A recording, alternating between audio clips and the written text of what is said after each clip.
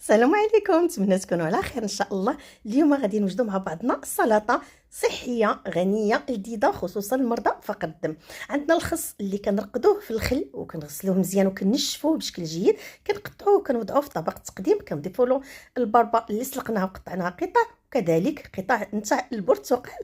غادي ناخذ واحد الزلافه اللي غنوجدوا فيها واحد الصلصه اللي كتجي جديده وكتجي صحيه. عندنا عصير الحامض، الياغورت والعسل. من الاحسن العسل يكون طبيعي باش الوصفه نتاعنا كتكون صحيه 100% وقليل فقط من زيت الزيتون.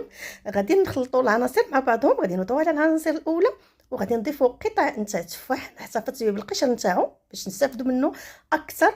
كنكونوا عصرنا عليه شويه نتاع الحامض من قبل باش ما يتاكسدش لينا. وغادي نضيفوا كذلك الزبيب اللي غسلناه مزيان ونشفناه بشكل جيد، وغادي نضيفوا هكذا الكركاع اولا الجوز اولا عين الجمل، وغادي نقدموا هكذا السلطه نتاع